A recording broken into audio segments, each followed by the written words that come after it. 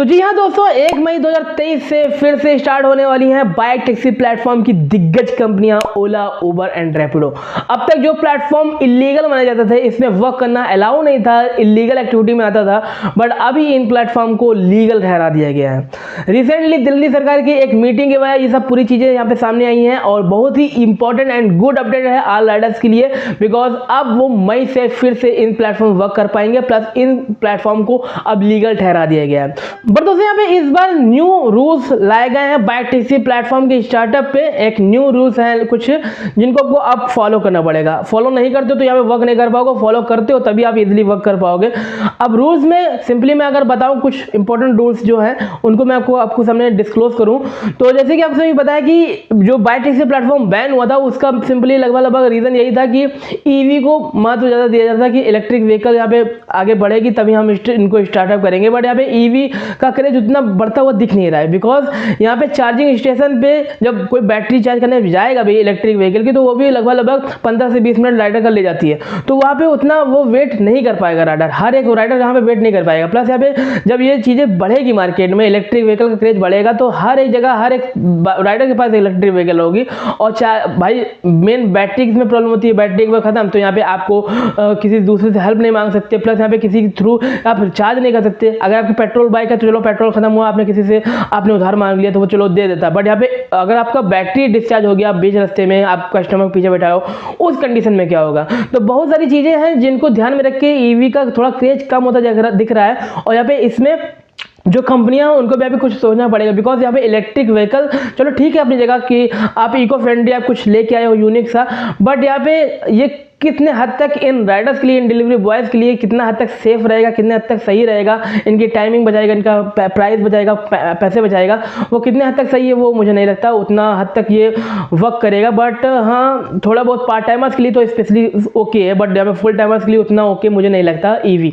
And यहाँ पे rules की अगर मैं बात बताऊँ तो सबसे पहला जो इसमें रूल्स लाएगा, जो मई से स्टार्टअप होने वाले हैं ये तीनों प्लेटफॉर्म बाय ओला, उबर, रैपिडो, तो यहाँ पे अब आपको जो अपनी बाइक है उसको आपको कॉमर्शियल कराना जरूरी है। अब तक आप प्राइवेट व्हीकल के थ्रू वर्क करते थे, तो प्राइवेट व्हीकल अब यहाँ पे अलाउ ही नहीं है, आपको अपनी बाइक को कॉमर्शियल कराना पड़ेगा। हो सकता है जो कंपनियां आपकी सिटी में लॉन्च हो तो वो आपकी बाइक को कॉमर्शियल कराएं अपने नेम पे, अपने हैंड पे, तो अगर वो कराती तो चलिए ओके है, बट आपको यहाँ पे वर्क करने के लिए कॉमर्शियल कराना ही पड़ेगा। तो रूल नंबर 1 में ये है। एंड सेकेंड रूल में अब तक बहुत सारे ऐसे केसेस देखने को मिलते थे जिसमें बाइक टैक्सी राइडर फ्रॉड कर जाता था या फिर कस्टमर को गलत लोकेशन में ड्रॉप करता था, कस्टमर को गलत लोकेशन में जाता था। ऐसा डिलीवरी बॉय डिलीवरी पार्सल के साथ भी ऐसे होता था, जो भी पार्सल डिलीवरी की जॉब करते हैं तो यहाँ पे कुछ पार्सल को वो ले जाते थे, चोरी कर लेते थे। इस टाइप के जो भी इंसिडेंट होते थे अब तक, उन इंसिडेंट को ट्रैक करने के लिए कोई भी जिम्मेदार नहीं होता था, ना कि कोई कंपनी और ना ही आपका जो सरकार होती थी वो, क्योंकि सरकार के हैंड में भी इसके रूप में कोई नहीं था और यहाँ पे कंपनी के हैंड में भी कोई नहीं था। कंपनी ट्रैक नहीं कर पाती थी राइडर को और ना ही सरकार ट्रैक कर पाती थी। तो अब उस चीज़ को रोकने के लिए अब जीपीएस एक ट्रैकर एक डिवाइस होगी जो कि हर एक राइडर की व्हीकल पे लगेगा, जिसके थ्रू होगा क्या, अब जब भी राइडर कोई भी एक्टिविटी करेगा इन सभी प्लेटफॉर्म वर्क करते समय, तो वो हमेशा 24 घंटे इसकी निगरानी में रहेगा, चाहे वो सरकार हो चाहे वो आपका कंपनी हो। तो यहाँ पे अब जीपीएस ट्रैकर आपकी व्हीकल पर लगेगा, जिसके थ्रू आप यहाँ पे 24 घंटे निगरानी में रहोगे जब तक आप वर्क करोगे। तो यहाँ पे सेकेंड रूल में ये आएगा। एंड थर्ड रूल की अगर हम बात बताएं तो थर्ड रूल में यहाँ पे 10% का जो रोल प्ले होगा, यहाँ पे इलेक्ट्रिक व्हीकल को तो थोड़ा ज़्यादा देगी कंपनियां। जो बाइक टैक्सी प्लेटफॉर्म के जो कंपनीज हैं ओला, उबर, रैपिडो, ये स्टार्टिंग में यानी पहले ईयर में, फर्स्ट ईयर में यहाँ पे जितने भी इलेक्ट्रिक व्हीकल वाले व्हीकल होंगे जो उनके प्लेटफॉर्म पर अटैच होंगे उनको प्रायोरिटी ज़्यादा देगी, उनके रेट कार्ड में थोड़ा इंक्रीजमेंट होगी ताकि अधिकतर राइडर इलेक्ट्रिक व्हीकल में कन्वर्ट हो। एंड जैसे कि सेकेंड ईयर स्टार्ट होगा तो उसमें 25%, इसी तरह यहाँ पे जैसे जैसे यहाँ पे ईयर बढ़ता जाएगा उसी तरह यहाँ पे इनका जो रेशियो है वो बढ़ता जाएगा। तो यहाँ पे मुहिम सिंपली वही है कि इलेक्ट्रिक व्हीकल का क्रेज बढ़ाना है, इलेक्ट्रिक व्हीकल को अधिकतर राइडर को स्विच कराना है। तो यही सीन है, क्योंकि रेट कार्ड में थोड़ा डिफरेंस होगा तो राइडर मजबूरन उसी रेट कार्ड की तरफ स्विच होगा और अपने व्हीकल को भी चेंज करेगा। तो ये भी सीन है।